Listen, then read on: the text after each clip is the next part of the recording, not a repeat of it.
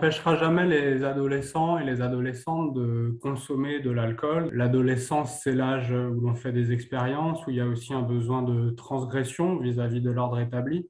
Prévenir la consommation excessive, je dirais, c'est pas complètement possible. Dans le fait de tester ses limites et de faire des expériences, naturellement, il y aura quelques excès. Après, la meilleure attitude possible, c'est quand même de donner des informations aux jeunes et si possible avant les premières consommations. D'une manière générale, les adolescents se sentent invulnérables. Les problèmes de santé qui vont avoir lieu 20 ou 30 ans plus tard, ça ne les concerne pas. Le discours auquel ils vont pouvoir être plus réceptifs, ça sera plutôt de leur parler de risques de faire un coma, d'avoir un accident de voiture ou des relations sexuelles non désirées. En fait, de parler plutôt de risques immédiats sur le court terme, en lien avec des consommations aiguës et pas tellement sur le chronique ou sur le long terme.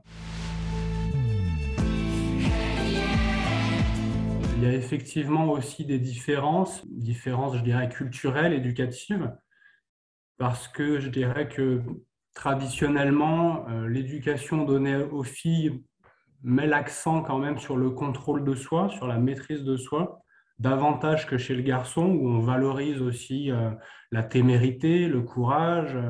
Donc c'est vrai que la transgression chez la fille peut prendre parfois une forme plus violente, dans le sens où on va vouloir faire péter le cadre un petit peu et du coup aller très loin dans les consommations, parfois prendre des risques. Et aussi peut-être derrière avoir plus de mal à en parler, parce qu'un garçon peut parler avec fierté de sa cuite à ses copains et peut-être même à son père. Une fille aura sans doute plus de mal à parler de ses expériences qu'elle risque de ressentir comme honteuse ou culpabilisante vis-à-vis du modèle qui lui a été inculqué et du fait qu'elle a dépassé certaines limites. Globalement, les conséquences de santé sont les mêmes chez les femmes ou chez les garçons. Là aussi, il y a quand même aussi quelques petites différences. Une des différences principales, c'est une différence de corpulence qui est souvent un peu plus basse chez les filles, à poids égal par rapport aux garçons. Autrement dit, la même quantité d'alcool aura plus d'effet sur une fille que sur un garçon. Ça, c'est un premier point. Le deuxième point, c'est que le foie des femmes, il y a une enzyme qui est absente en fait par rapport aux hommes. La conséquence de ça, c'est que les femmes éliminent moins bien et moins vite l'alcool qu'elles ont dans le sang. Donc les effets de l'ivresse peuvent être plus intenses et plus prolongés. Les complications de santé, notamment la cirrhose, survient plus précocement chez la femme. Il peut y avoir aussi d'autres différences en rapport avec l'alimentation. Beaucoup de jeunes filles surveillent étroitement leur poids et font des régimes. Et on sait que l'alcool a davantage de conséquences sur la santé si, il y a une restriction alimentaire à côté, s'il y a des carences en certaines vitamines notamment.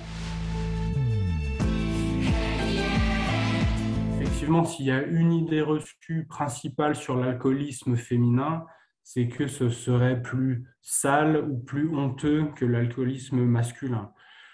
En réalité, c'est la même maladie en tout point de vue, mais elle est souvent plus difficile à porter, plus difficile à verbaliser pour les femmes, encore une fois, parce qu'il y a cette honte, cette culpabilité importante qui est vraiment culturelle, hein, qui remonte au siècle précédent. Donc il y a beaucoup, effectivement, quand même de tabous et de honte en lien avec l'image de la femme, l'image de la mère, d'une manière générale, vis-à-vis de la consommation d'alcool. Auparavant, l'initiation de l'alcool se faisait souvent dans le cercle familial. C'était souvent les parents qui faisaient consommer les premiers verres aux enfants et qui, du coup, dans le même temps, leur transmettaient une espèce de savoir boire. Aujourd'hui, c'est beaucoup moins vrai. Les familles ont une réticence à proposer de l'alcool à leurs enfants. D'un côté, c'est bien, mais le revers de la médaille, c'est que les enfants vont quand même être exposés à l'alcool sans le cocon protecteur et le cadre familial. Il y aura souvent des premières consommations qui vont être d'emblée très excessives avec des prises de risques. Donc, on voit d'une part une consommation en augmentation d'alcool fort, mais aussi des comportements qu'on appelle de binge drinking ou d'extreme drinking, qui consistent à boire des grandes quantités très rapidement, souvent à jeun, pour avoir très rapidement l'ivresse, la défonce. En ce qui concerne les femmes plus spécifiquement, ou les jeunes filles du moins, on voit que les comportements ont tendance à s'uniformiser avec les garçons. Il y a de moins en moins de différences entre les sexes, hein. Les jeunes femmes, finalement, font un peu les mêmes expériences que les jeunes garçons.